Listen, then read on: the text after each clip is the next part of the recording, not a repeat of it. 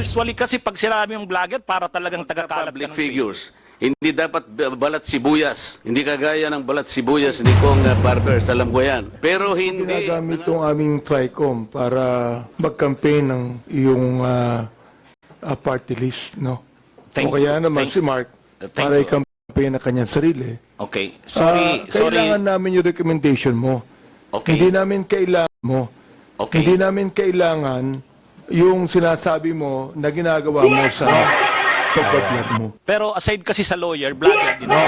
Kaya doon sa lumabas na pangalan na invited na 40 na mga social media personalities, kami ni Ross ang nasa last. Pang 39 ako, pang 40 siya. Humabol si Mark, pang 41. So, unang-una, yung mga estudyante ko nagtatanong, Attorney, invited ka doon, mga fake news daw, pinapatawag, mga fake news peddlers. Sabi ko, doon pa lang parang biktima na ako kaagad ng fake news. Kasama na ako doon sa 40 na nakagrupo kasi lahat yun 40. Ayaw ko sanang umattend kasi may klase ako tonight. Kaya start pa lang ng klase. Pero gusto ko rin i-clear yung issue na napapasama ako doon sa 40 na fake news na mga vloggers Kaya nag-ano akong umattend dito. Pero hindi ko rin alam bakit ako in-invite. Attorney, kasi mix po yung ating invitation. No? As a matter of fact, kasi hindi po natin kaya accommodate lahat ng mga vloggers. The reason yung unang 40 po, but in the next hearing, we will be inviting other vloggers as well. So, nag-mix na po yung mga peddling fake news and yung mga peddling naman ng mga truthfulness doon sa kanilang mga content.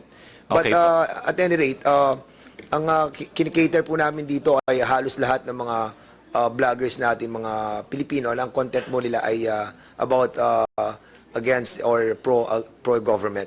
So yun po yung ating po inimbitahan for the meantime. But basically sa susunod po, pupunta po tayo, segue po tayo sa ibang industry. Sige, go ahead, Attorney. Thank you po, Mr. Chair.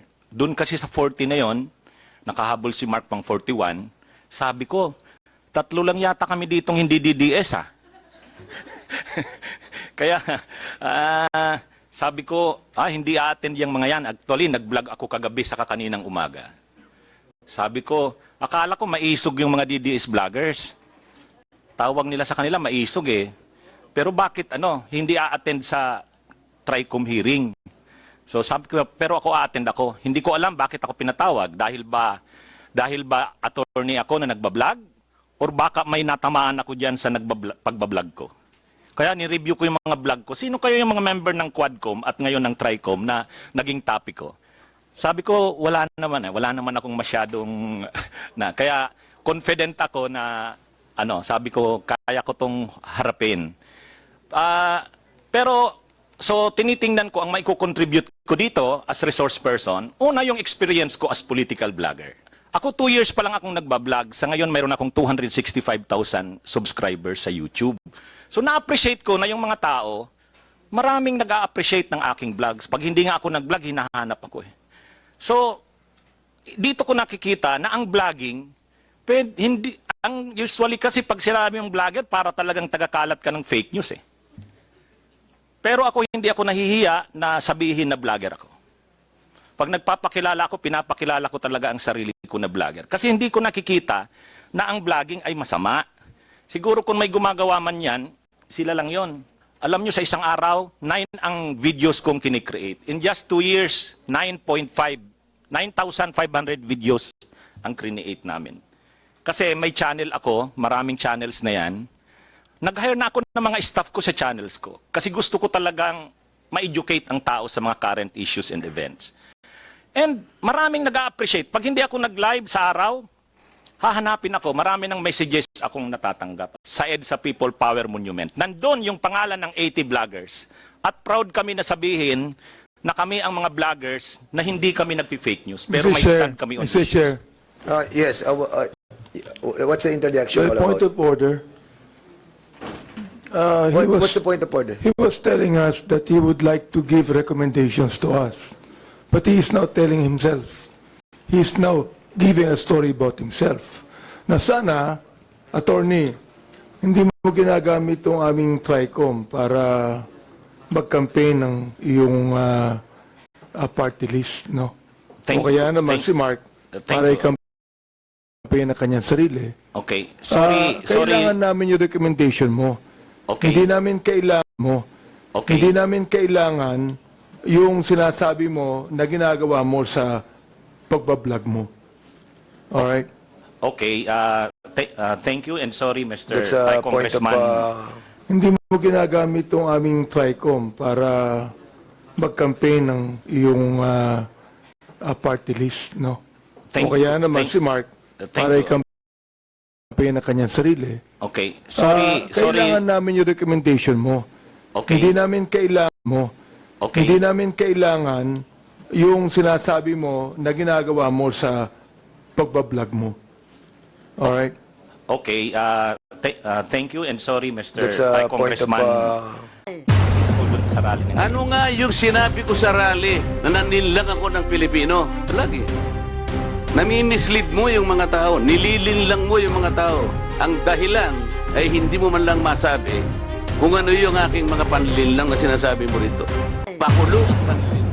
Attorney, abogado ka pala na nagtuturo sa Ateneo. At sinasabi mo ang diferensya ng private sa public figure. Pagka public figure ay hindi basta-basta. Kahit nabirahin mo, parang may lisensya ka na. Parang gano'n sinasabi mo. Pero pag private, talagang kinakailangan may malis ka agad yun. Siguradong. Kaya lang nung ikaw ay nag-vlog, ito yung title ng vlog mo sa akin eh. Huwag maniniwala sa pakulo at panliling lang ni Marcoleta. Ano ang panliling lang ko, attorney? Public, may malis ka na eh. Una, hindi mo ako kilala. Ikaw, hindi rin kita kilala. Pero dito lang sa title na title pa lang. Huwag maniniwala sa pakulo at panlilinlang ni Marcoleta. Attorney, kahit kailan wala akong nilinlang na mamamayan ng Pilipinas. Wala kang karapatan na akusahan mo ako ng ganito. Kung ang pinag-uusapan ay gusto mo lang ma-informahan ng mga nagpapalo sa iyo kung sino-sinong maraming nagpapalo. Pwede mo ba sagutin ito muna? Ano yung panlilinlang na sinasabi mo rito? Marami na po kasi akong naging hindi ko ano yung particular na Ito pakikita ko sa iyo, ayan oh. hindi ko po alam kung anong particular doon na Attorney, gumawa ka ng vlog. yes po, ako po Responsibilidad mo sa public ito, lalong-lalo na yung naniniwala sa iyo. Hindi ako maniwala kung paano mo silang napaniwala. Pero itong sinabi mong ito, may pakulo ako at panlilin lang. Ito yung sagutin mo. Hindi ako naniniwalang hindi mo naaalala ito. Actually po, doon yata yan sa rally ng Iglesia ni Cristo na naging subject din ako po ng programa ninyo sa yung dalawang pong kasama, Honorable Congressman Marcoleta. Ako po yung naging subject nyo doon ni Saganang Mamamayan. Kasi ako yung nag-comment na sabi ko, dapat yung Iglesia ni Cristo, kung talagang malaki yung mobilization nila, doon nila gawin sa Luneta. Huwag sa Liwasan. Yun yung kasi, pag sa Liwasan Attorney, kasi sa... huwag mong nililihis ang usapan. Ano? Hindi, Ang pinag-uusapan yung panlilin lang na sinasabi mo at pakulo. Walang kinalaman yung rally ng INC dito. Doon ko po kita, Honorable Congressman Marcoleta. Anong panlilin lang ang ginawa ko doon sa rally? Yung po yatang speech nyo doon Hindi sa pa speech. yata. Kailangan siguruhin mo. Nagsalita ko doon. Anong parte ng speech ko ang nilinlang ko ang mamamayang Pilipino? Honorable Congressman Marco, yung reaction ko po yata, yung speech nyo po doon sa Ano stage. nga? Kung alam mo yung speech ko, ano yung panlilinlang doon? Tingnan ko po dito sa ano ko, kung ano yung, ang dami ko na po kasing naging content tungkol sa inyo. Hindi ganun. Ako kapag sinabi ko, alam ko ang pinagbabasihan ko. Kahit matagal na yon, maaalala ko. Pag nilinlang ako ng isang tao, alam ko, problema sa inyo, hindi ko nilalahat ng vloggers, Ako, hindi ko minamasama yung vlogs. Yan ay part ng, ng ating free speech. Expression. At yan ay ginagaranti ng ating saligang batas. Totoo naman na kapag ka public figures, hindi dapat balat sibuyas. Hindi kagaya ng balat sibuyas ni Kong Barbers, alam ko yan. Pero hindi nangangahulugan. Kailangan i-establish ninyo. I-establish mo